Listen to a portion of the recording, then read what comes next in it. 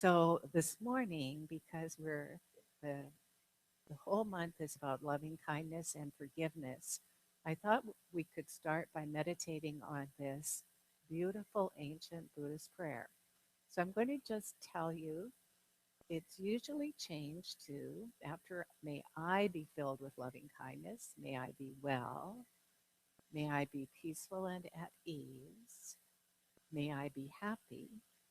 And you meditate on that for a bit, and then you change it to think of one person. May you be filled with loving kindness. May you be well. May you be peaceful and at ease.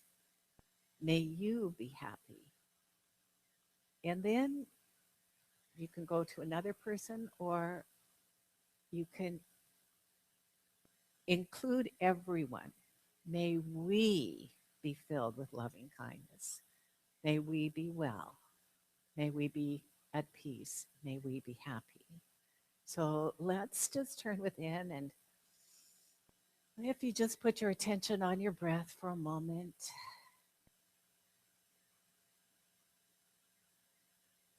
and just notice if you're breathing in or breathing out. Allow what is, what's the natural rhythm of your body to be that rhythm. It knows what to do, filled with infinite intelligence.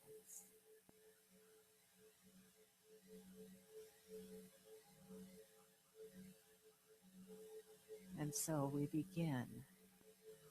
May I be filled with loving kindness.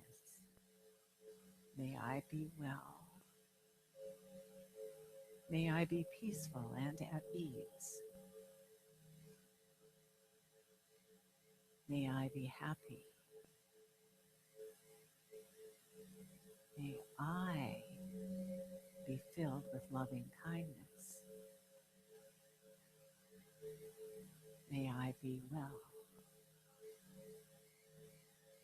May I be peaceful and at ease.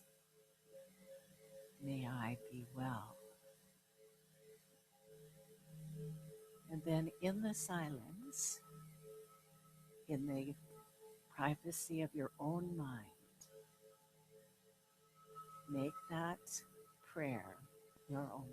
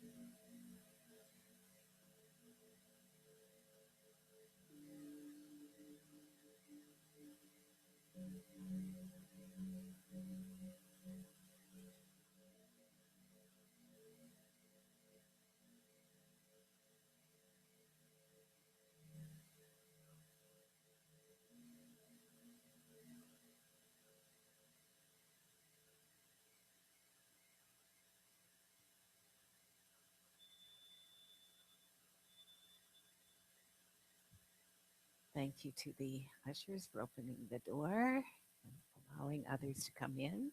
We're going to read the Flames of Faith, which is a call to worship and an inclusion of all people. We perform this ceremony to promote the universal consciousness of life, which acknowledges that all peoples and all faiths, all sentient beings, come from the one great universal presence, which we call spirit. Fundamental to this truth is the unifying nature of all religious thought and experience, which we honor here today.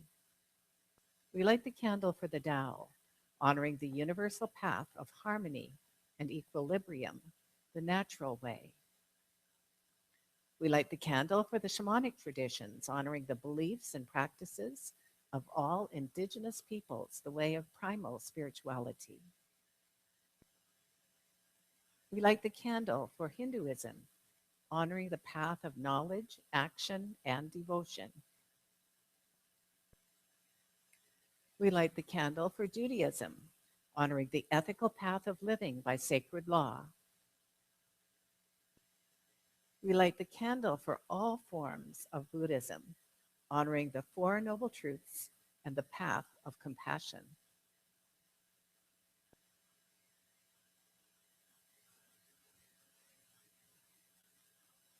We light the candle for all forms of Christianity, honoring the Christ consciousness as a path of love.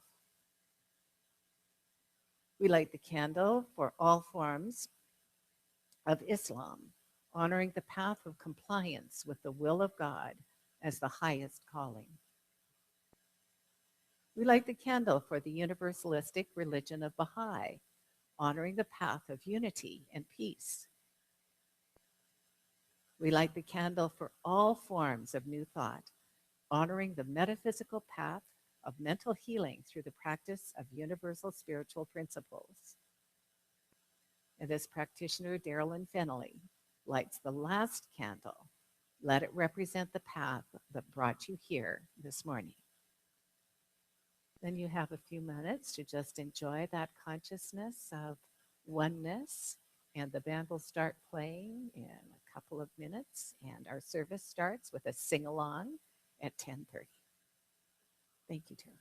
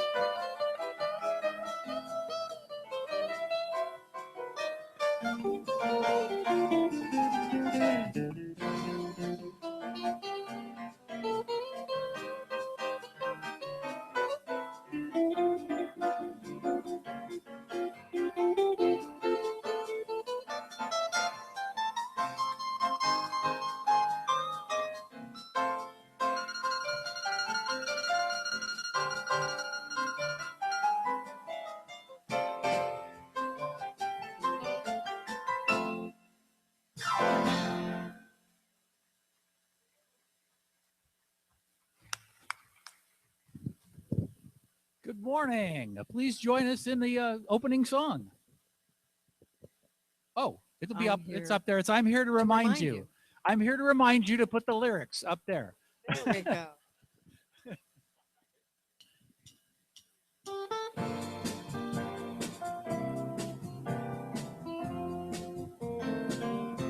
I'm here to remind you of your magnificence, to help you awake to all the wonder that you are.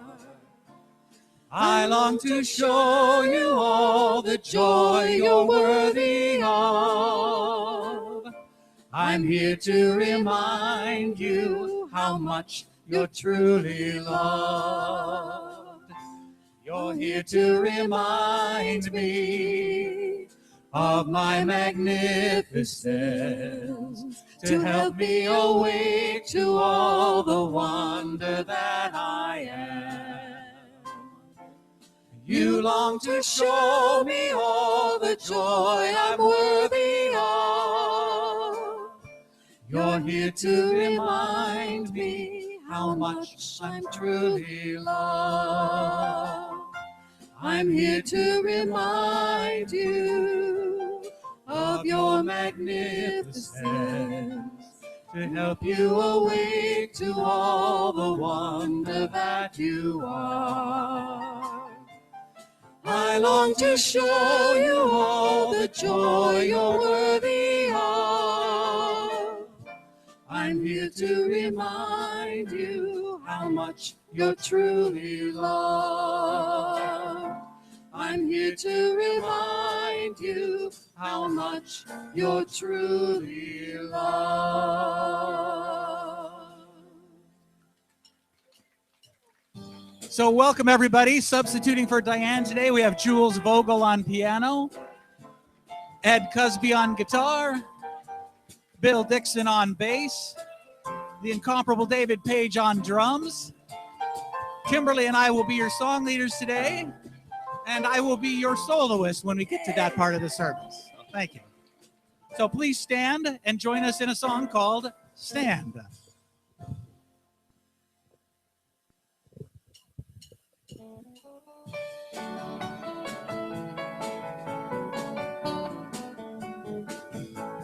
Let there be peace. I am a stand for peace. Let there be love.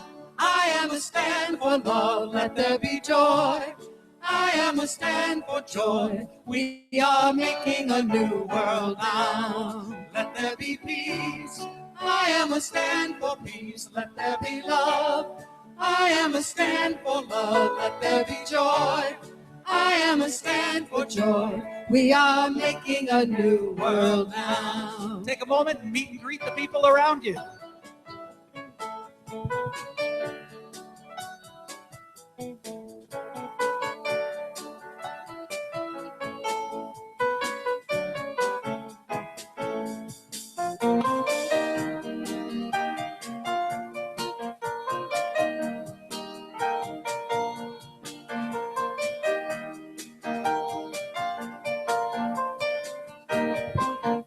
One more time. Let there be peace. I am a stand for peace. Let there be love. I am a stand for love. Let there be joy.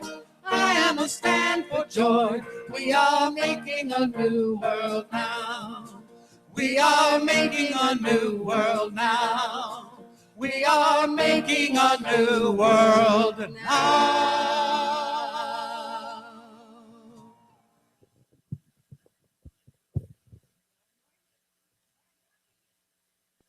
Let me try that again. Good morning. Now I'm amplified. And welcome to the Center for Spiritual Living, Capistrano Valley. We are so delighted to see you here this morning. I know it's summer and you are in for a treat this morning. So welcome, welcome, welcome. My name's Heather Clark. I'm the senior minister here, if you haven't been here before. And, and I've been missing for a couple of weeks, so it's really good to be home and filled by the wonderful, loving vibrations of this community. So let's begin like we begin everything. That's with prayer. So here's what I know. I know it with my heart and soul. There is only one life. That life is God's life. That life is perfect. That life is my life now. From an awareness of that oneness with Source, I speak my word for each person here, each person listening to this prayer, and all beings everywhere. And this is my declaration for today. This is a good day. I know that I live in a friendly universe that is constantly supporting me. I know that this friendly place is filled with love and kindness, for it is filled with God, with spirit. And I know that that presence that is the infinite intelligence within brought us together this morning. It brought me here so that I could hear the words of truth, so I could feel the feelings of love and gratitude, of wholeness, healing, gratitude and thanksgiving. What I know is that each one of us opens our inner ears to hear the voice of God through our speaker, through the music, through the silence. I know that each one of us opens the door to our hearts so that that blessed spirit may truly make itself known in us, as us this morning. I declare it's good and very good. I'm ready. So with my heart filled with gratitude for the presence and power that God is right now, I simply release this word to the action of law. It is complete, and help me anchor it by saying with me, and so it is. And now to do our affirmation, Doris Pallardy.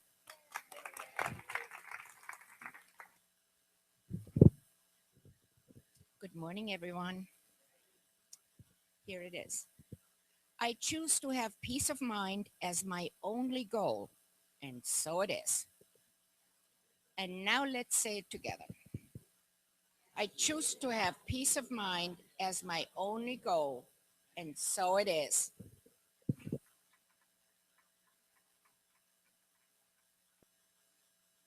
And this is where Diane goes, look, it's Wade as the soloist. So I'll get the shameless plug out of the way first. I recently worked for 6 months with Diane and the boys and Rick and Karen and Kimberly, and I have 2 new albums that are both on sale for the first time this morning. So please drop by out in the lobby afterwards and take a look and see what you think. Okay, this is a song that was one of the first ones that I ever did. I put it on the Bits of Me album. It's one of the first songs that I ever did when I started singing at different religious science churches. It's a John Denver song. You probably all know it.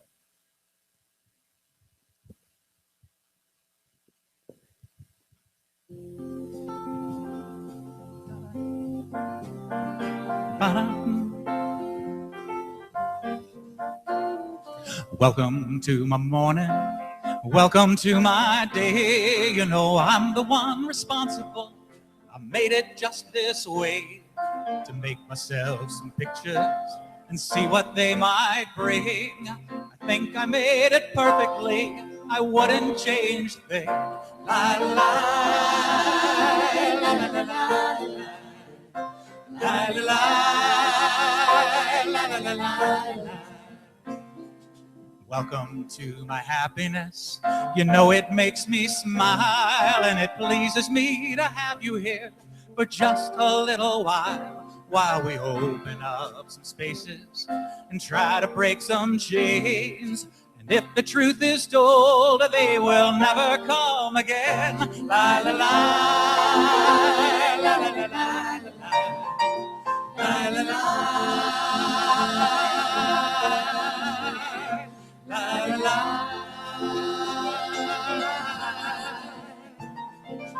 Welcome to my evening, the closing of the day. You know I could try a million times and never find a better way to tell you that I love you.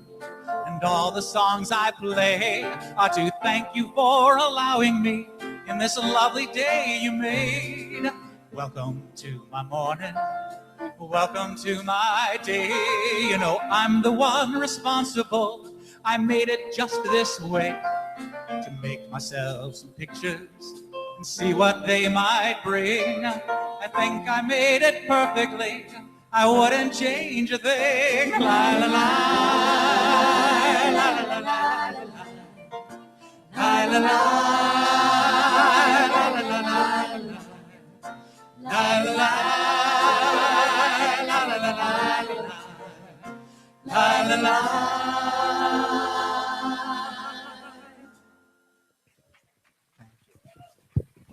Thank you. Thank you.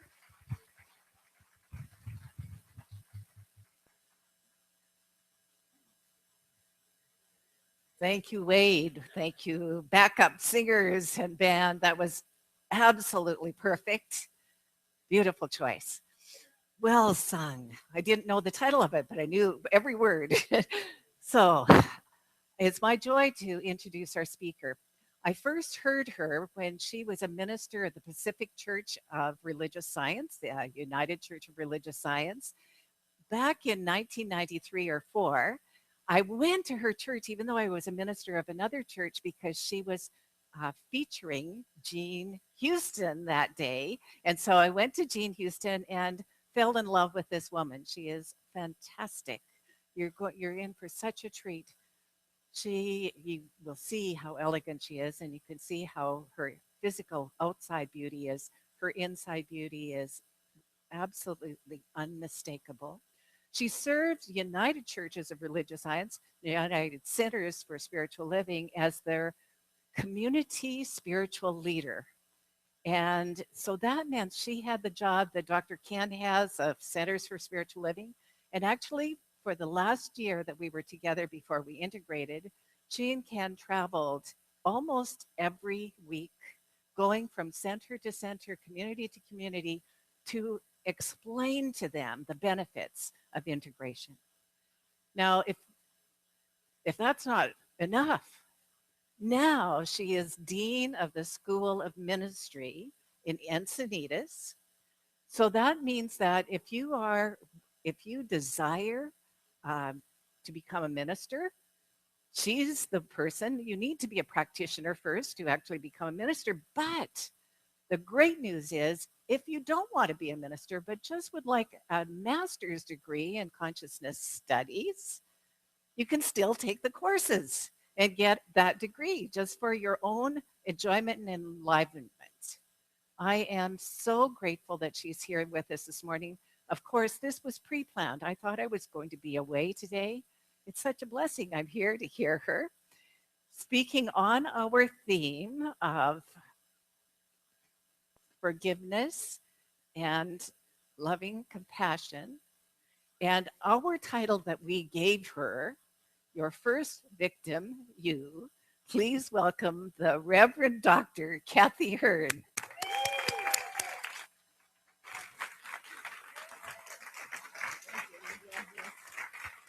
Here we get it. Good morning. Thank you for that beautiful introduction, Heather. I really appreciate it. And I could say all the same things right back to Heather. I've loved her for a very long time. And she too is extremely elegant, wouldn't you say? I always say, where'd you get that? So I am very happy to be here. And I appreciate, I'm just getting adjusted here.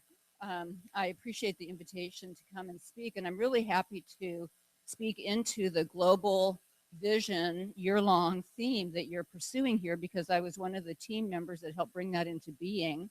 And since I don't have my own center anymore, I don't get to do any of the talks.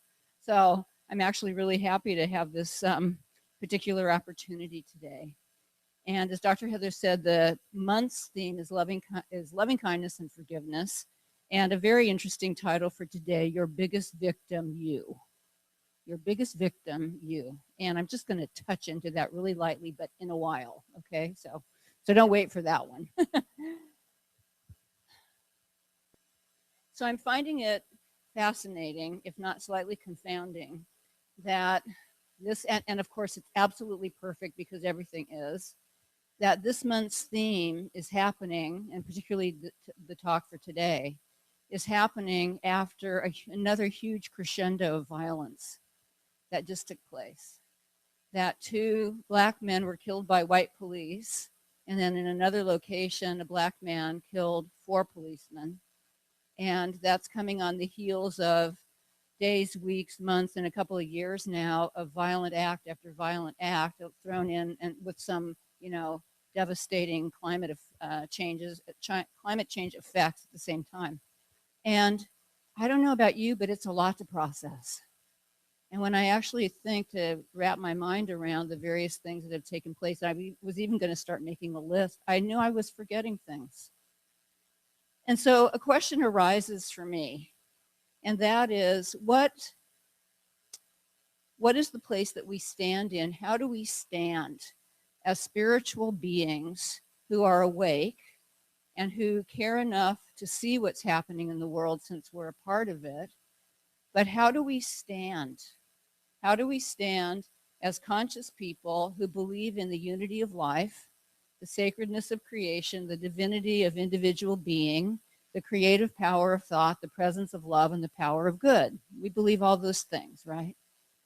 And how do we stand there in the midst of all of this and not get caught up in the trance of conditions or go numb or evade or avoid or fall into fear or some kind of non-productive reaction? And many years ago, there was a man by the name of Peter Block who wrote a book called The Answer to How is Yes. And one thing that he said that I have remembered is that whenever we ask a how question, the answer to the question is in the question. And so how we stand in the world right now is that we stand in the world right now as spiritual beings who believe in the unity of life, the sacredness of creation, the divinity of individual being, the creative power of thought, the presence of love, and the power of good. And we stand there the very best way we know how. We stand in that consciousness. We don't waver for a moment. Well, and if we do, we get right back to it. And we do our very best to be a reliable context for that truth, even while we're having compassion for all of the many things that are going on. So how we do it is that we do it. That's how we do it. And there's been a quotation of Ernest Holmes that I have loved for a very long time, and he says, to desert the truth in the hour of need is to prove we never knew the truth. And it's to desert the truth in the hour of need is to prove we never knew the truth. And it's actually part of a longer quotation that I'd like to share with you. This is so good. It says, stay with the one and never deviate from it. Never leave it for a moment. Nothing else can equal this attitude. Stay with the one and never deviate from it. Never leave it for a moment. Nothing else can equal this attitude. To desert the truth in the hour of need is to prove that we do not know the truth. When things look the worst, that is the supreme moment to demonstrate to ourselves that there are no obstructions to the operation of truth. When things look the worst, it is the best time to work, the most satisfying time. So in other words, when the going gets tough, the spiritually tough, stay centered and practice. Yeah, they stay centered and practice what they know, being who they really are and knowing what they know, and also getting the greatest awakening value from what is taking place. So what do I mean by that? Well, what I like to do is set a big spiritual context here and then get more specific about the practice of loving kindness and forgiveness. And so here's the spiritual context. We know, Ernest Holmes says, in Science of Mind, and I love this teaching. I love all of our teachings. I am a practicing religious scientist. So he says, and has written in the textbook, that we are souls on an endless pathway of discovery. We are souls on an endless pathway of discovery. And that means that every single thing in our life is part of the learning and advancement of our soul. In fact, in the chapter of immortality, he says, when the learning is gained, the body is dropped and the soul moves on to the next adventure. I added that endpoint. I don't think he said to the next adventure. That's how I think of it. And so what that means for us very personally and also collectively is that there is nothing wasted, that every single thing in our life counts. Every single thing, the good, the bad, the ugly, the beautiful. Every single thing counts as part of the grist for the mill of our awakening. Do you know that idiom, grist for the mill? The grist was something thrown on a flour mill to help with the grinding of the wheat. So it's our jet fuel, our fuel for evolution, or the grist for the mill of our awakening. Every single thing counts. And that's true in your personal life. I'm convinced of this, and it's true in my personal life, and it's true in our collective life as well. And so it isn't just the wonderful moments that contribute to us, although we sure do like those wonderful moments. In fact, I've come to appreciate that at some of the deepest and darkest and most difficult times, it actually end up leading to the greatest light. When I was in one of the most difficult times of my life, my spiritual counselor said to me, it took this to get you to do the healing you've needed to do. And dang it, she was right. And it takes sometimes the really difficult things to break through our smallness, and it calls us in some powerful way to actually know a greater truth about who we are and what our life is. It seems to be the very things that throw us to our knees that end up leading to the most expansive understanding of what our life is about. There's a song that Ricky Byers wrote that the Agape Choir sings, and the refrain is, God is more than this, I am more than this. Let's say that together. God is more than this, I am more than this. Let's do it 2 more times. God is more than this, I am more than this. I think I lost track. I am more than this. That's great. And so there's an invitation here. And the invitation is for us to see with the eye behind the eyes, to see with the spiritual eye that sees with unitive consciousness behind the physical eyes that see dualistically. In other words, to see with that seeing faculty in us that can pierce through all of the illusions and the appearances to see spiritual truth behind anything that looks exactly not like that. It is the ability to pierce through and see beyond what looks so separate and divided, and to see the shining reality of the one behind all of that, and to keep faith with that very thing.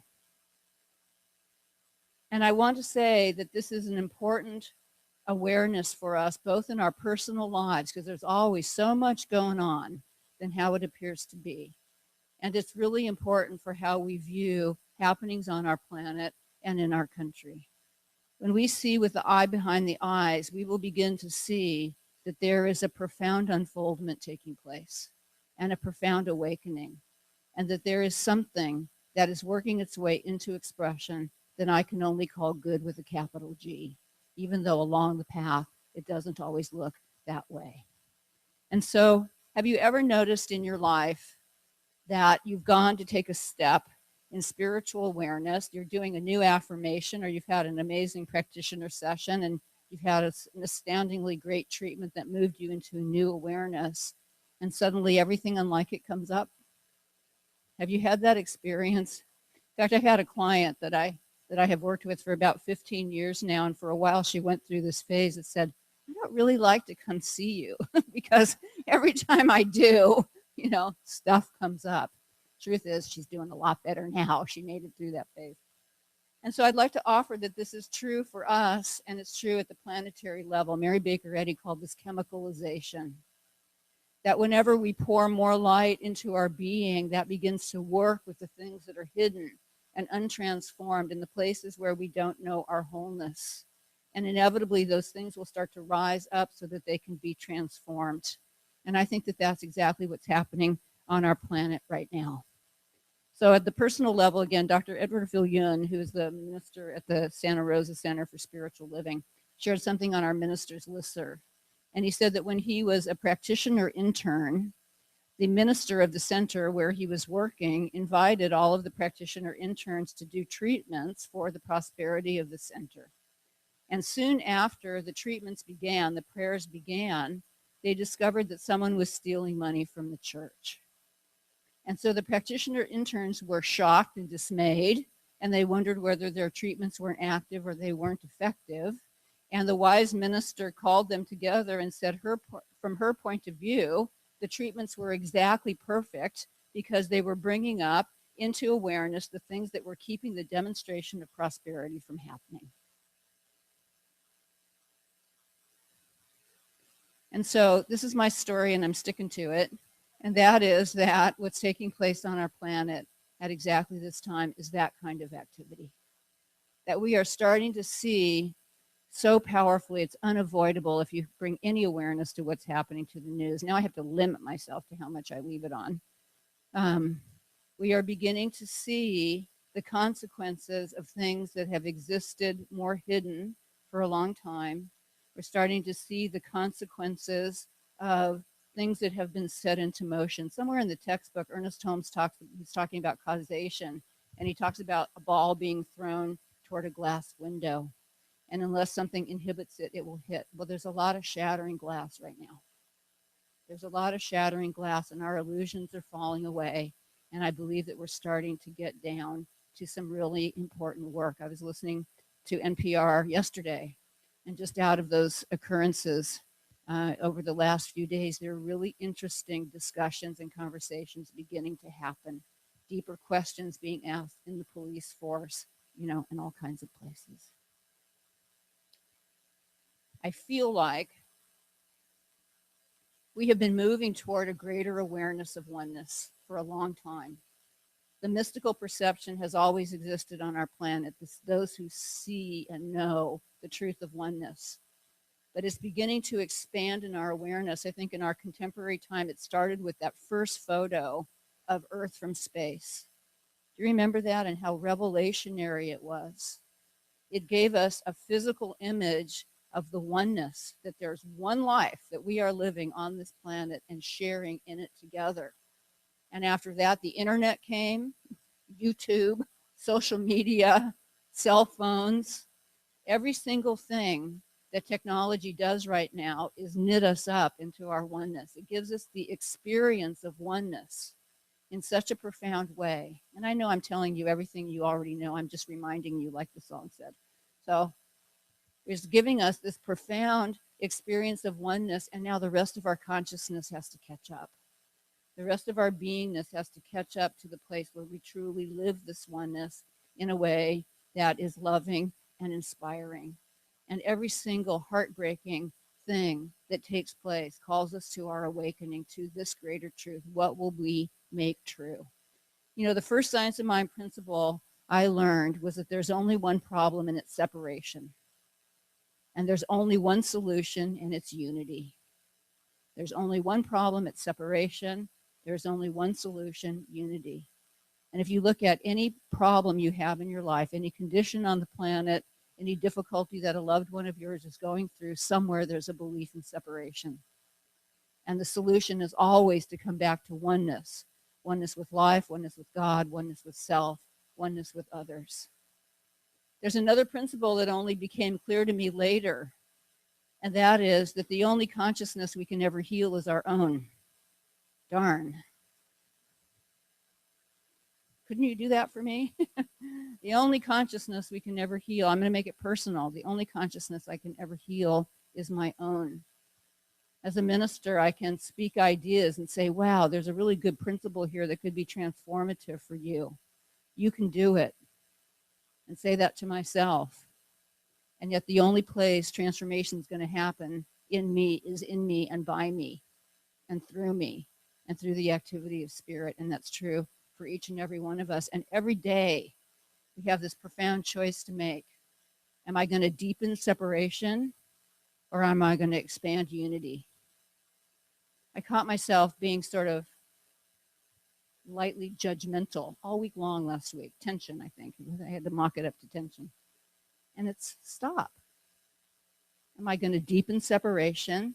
Am I going to expand unity? That's the choice. It's pretty clear and simple.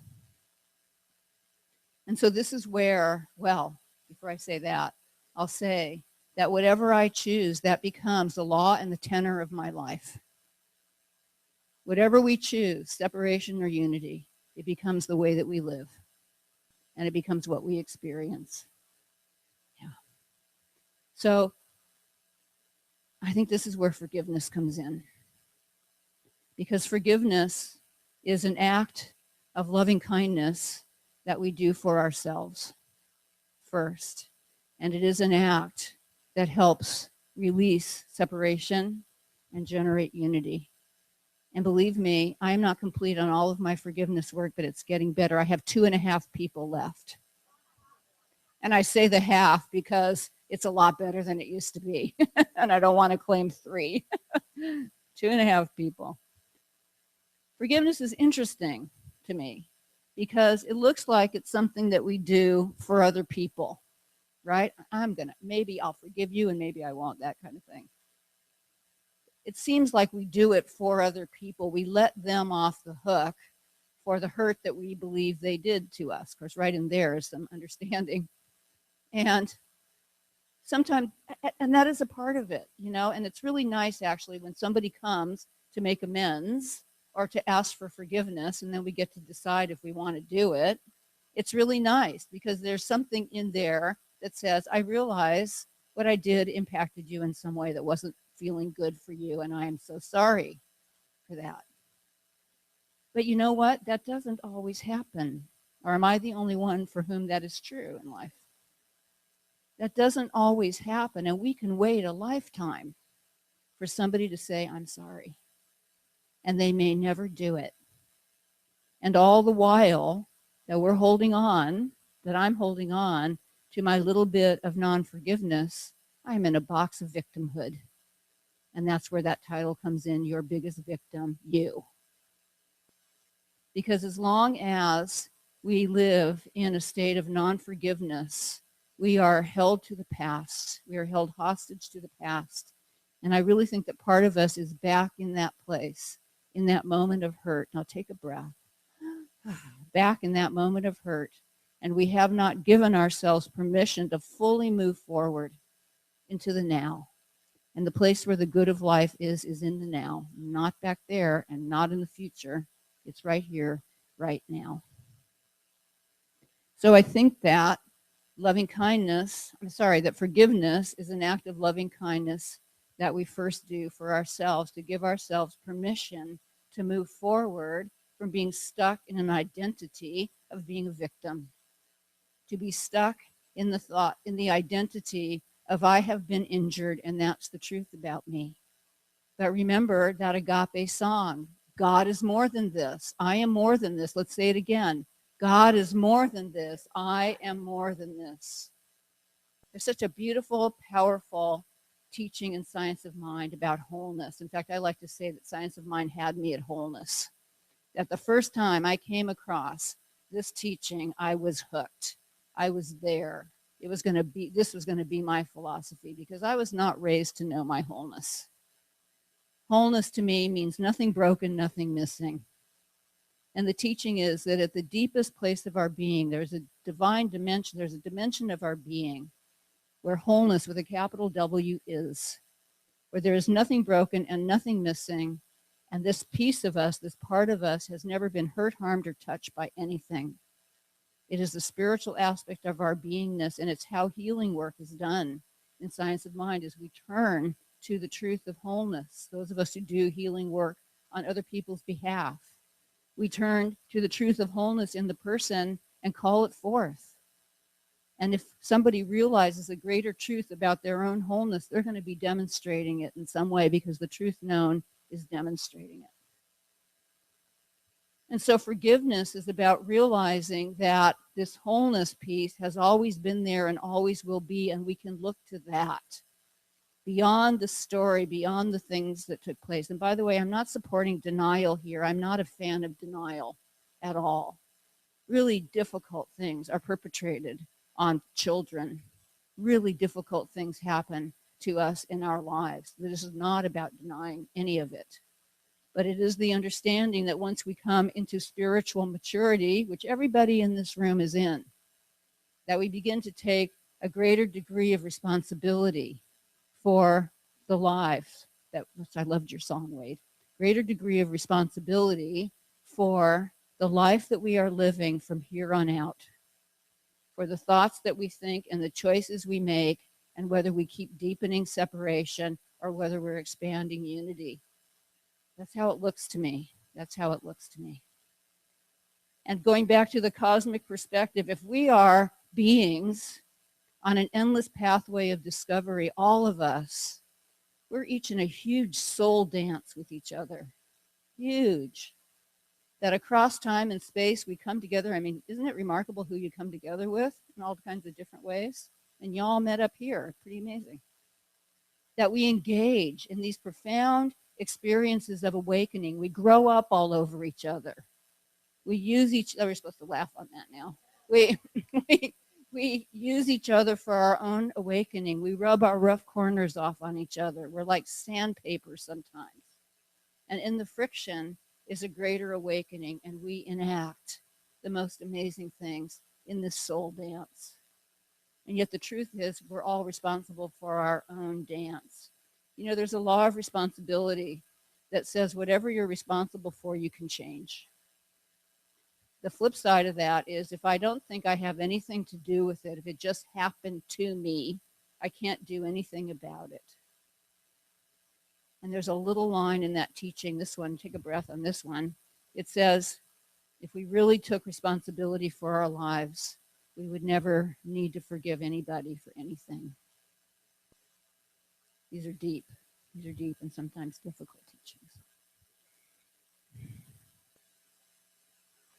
So we have some ministers, no, they're not ministers, they're musicians in our movement called Lisa Ferraro and Attica Luckett.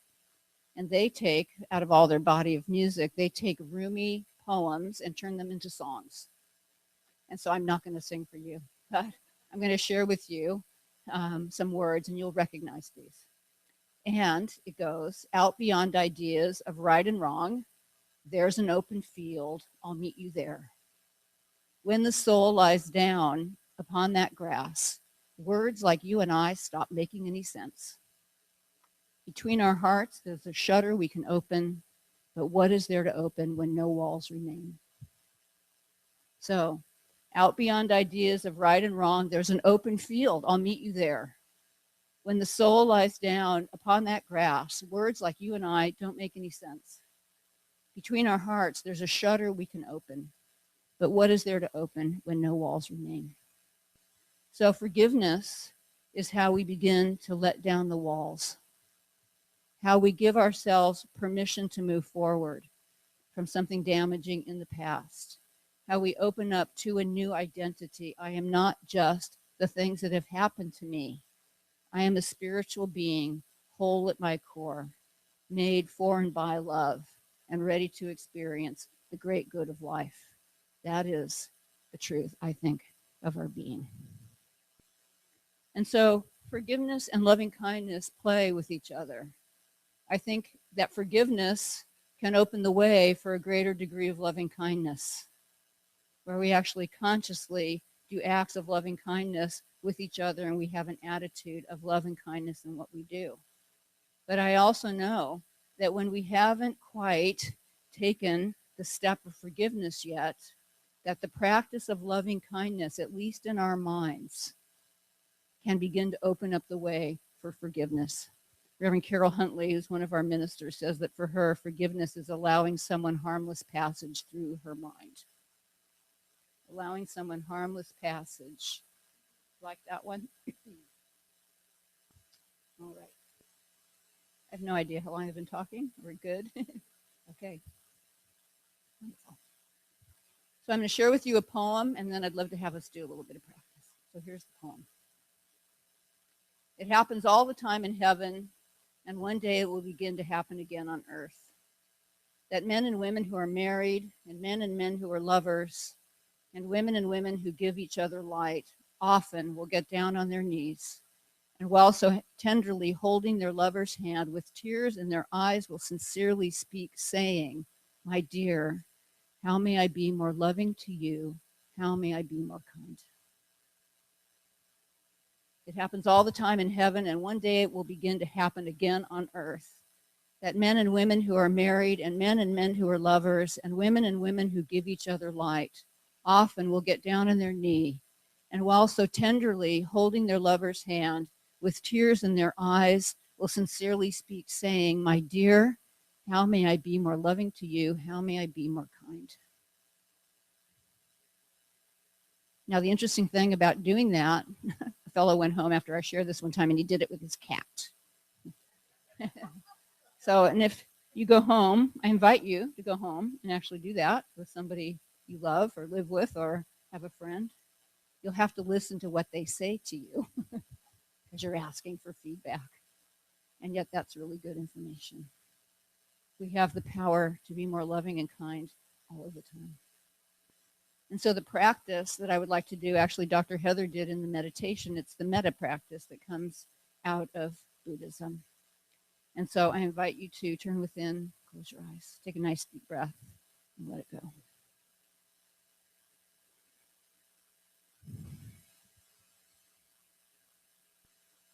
You know, we can tell the truth about where we are around this activity called forgiveness. Sometimes we're just not quite there yet. Or even though we may think that we want to forgive, the hurt is still there. And yet it's always possible to take a little step. And the metta practice is a way to begin to shift the internal conversation that we have with some of the people in our life. And so metta is a very simple statement. It goes like this. And I'm going to start with you because we're going to start with the you part. May you be filled with loving kindness. May you be well. May you be peaceful and at ease. May you be happy.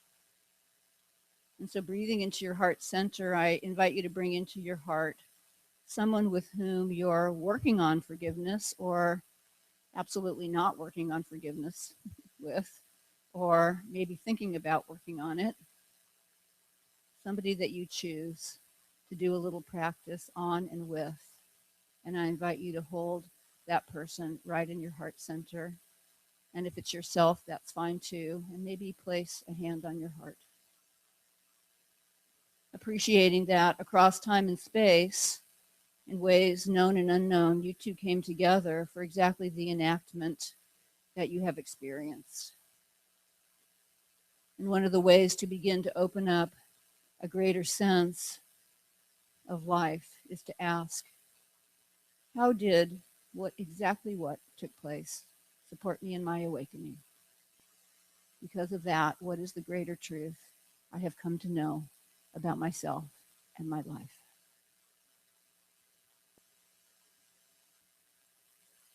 And so holding that person in your heart and directing these words to that person, let us begin. Please repeat after me. May you be filled with loving kindness. May you be well.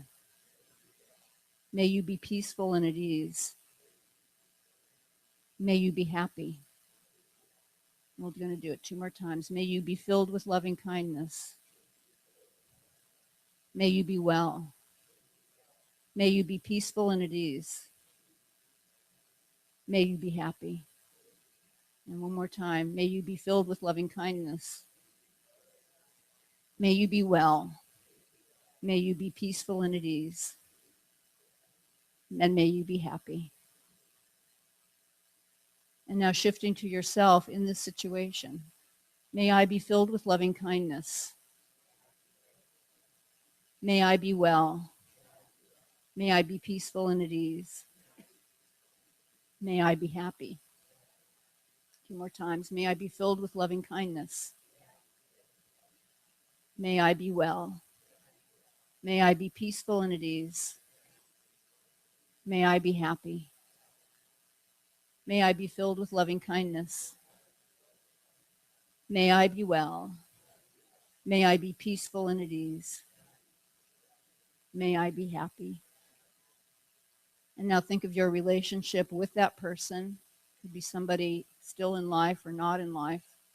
We're going to do we, but let it also be the we that is all of us on planet Earth at this time. May we be filled with loving kindness. May we be well. May we be peaceful and at ease. May we be happy. May we be filled with loving kindness. May we be well. May we be peaceful and at ease. May we be happy. And the last time, may we be filled with loving kindness. May we be well. May we be peaceful and at ease. May we be happy. Let's just take a few moments in silence.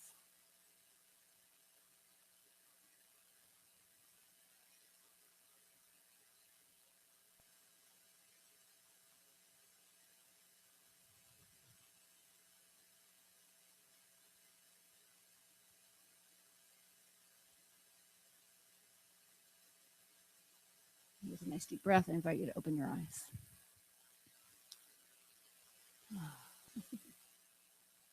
So we're talking about loving kindness and forgiveness and our opportunity, our possibility, and I would even say our sacred duty to stand in the world at this time as conscious people who know the oneness of life, who know the sacredness of creation, the divinity of individual being, the creative power of thought, the presence of love, and the power of good, and to allow ourselves to be that across the board in every single area of our life. Because if we will do that, we will be presenting ourselves as reliable context for spiritual truth, as open portals through which good can come, as light in the darkness, as places of refuge for people who need support and need an encouraging word. We will find ourselves put in the right place at the right time with the perfect words to say that help bring forth a greater degree of good and a more profound love. And it's just about each one of us doing it in our own way, in the tiniest places in our lives, in the biggest places in our lives. And what's the gain for us? Well, being used in that way. But also, the result for us is incredible freedom and amazing joy. Thank you.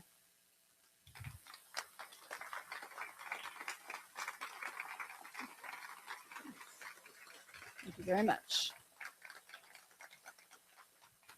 All right. And so let's go within. Thank you for your acknowledgement. So we just take a moment to breathe in, to know that the inner knower knows exactly what to do with all that has been said and felt and known today. That each in our own way are taking all the words that have been spoken from the moment Dr. Heather began and through the music and the prayers, the talk, our own inner ruminations. All of it comes together in a way that supports us in our divine unfoldment. And so right now I know that there is only one power, one presence, one life, that is God, that is good. That is my life, the life of each one of us here, as it is the life of all beings everywhere. I profoundly know that we are centered here in the shining, radiant reality of the one, and that this one is that which we are, and it is the truth of all. And so it is in this consciousness that I speak my word, and I know and accept that moving through us and into expression is a greater degree of light and love and peace, and most of all, unity. That we allow ourselves to move away from being part of the problem and to step into being part of the solution. Allowing ourselves to work in our own individual life to release the things of darkness and pain and to step forward in the wholeness and truth of who and what we are. And so let us take a moment to call to mind and to heart that beautiful photo of our planet Earth as seen from space, and accept right now that there is a divine unfoldment taking place on this planet by which we are moving up and up and up and into a greater realization of the one. And so I accept healing and peace in all the places where those are needed. I give thanks for being here today. And I release all of this knowing it is done. And together we say, and so it is.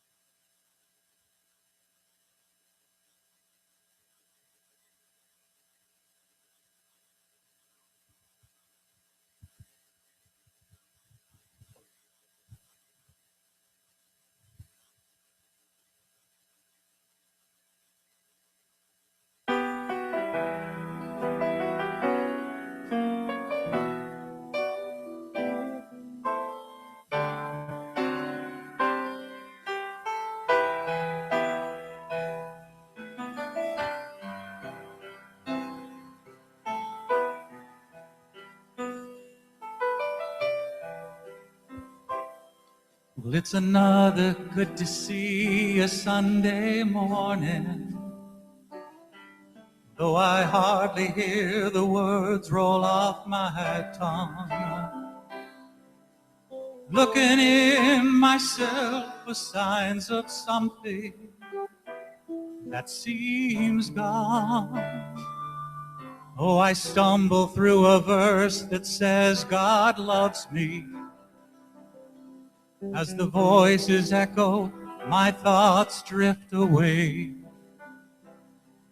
And I close my eyes, ashamed I'm feeling nothing. And I pray,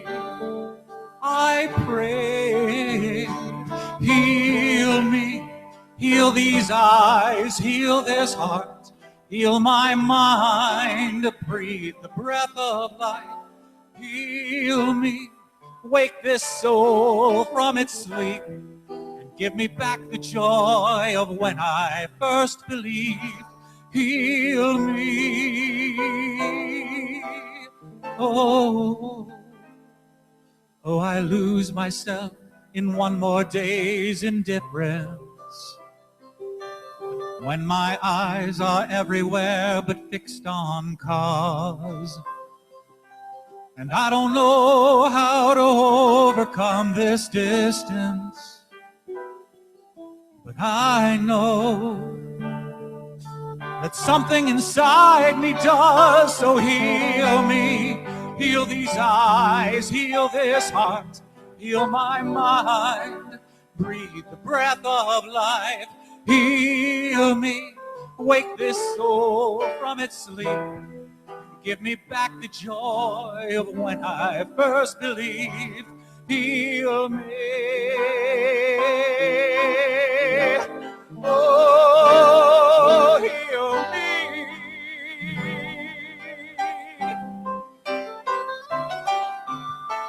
'Cause I don't want to waste another minute taking all this love for granted. I just want to feel that Holy Spirit rushing through me. Oh, heal me, heal these eyes, heal this heart, heal my mind, breathe the breath of life. Heal me, wake this soul from its sleep, and give me back the joy of when I first believed. Heal me. Oh, heal me.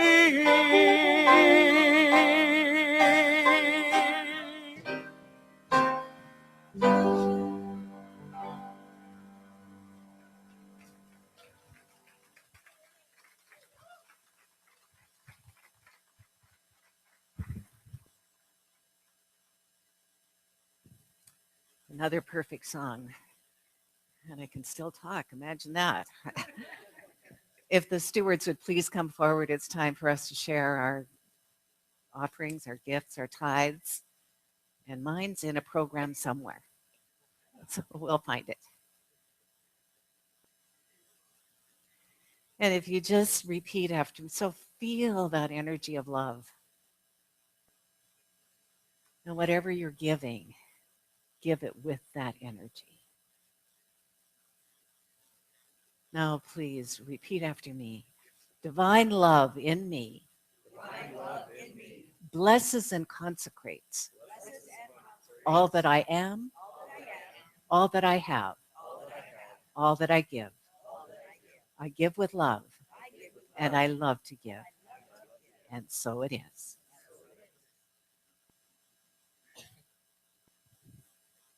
And now for something completely different. This is from the Broadway album that I have.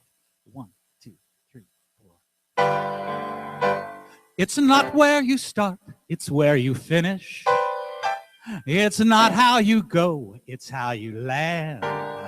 100 to 1 shot, they called him a klutz. Could outrun the favorite, all he needs is the guts. Your final return will not diminish, and you could be the cream of the crop. It's not where you start, it's where you finish, and you're gonna finish on top. Your final return will not diminish, and you could be the cream of the crop. Because it's not where you start, it's where you finish, and you're gonna finish on top. You start at the top, you're certain to drop. You've got to watch your timing. Better begin by climbing up, up, up the ladder if you're going to last. You can't make it fast, man. Nobody starts a winner. Give me a slow beginner. Easy does it, my friend. Conserve your fine endurance. Easy does it, my friend. Well, that's your life insurance. While you are young, take it wrong after wrong after wrong.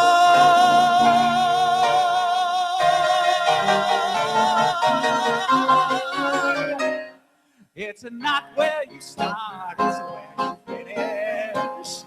It's not how you go, it's how you land. 100 to 1 shot, they called him a klutz. Could outrun the favorite, all he needs is the guts.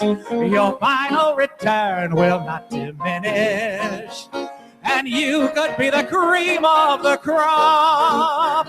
It's not where you start, it's where you finish. And you're gonna finish. Yes, you're gonna finish on time.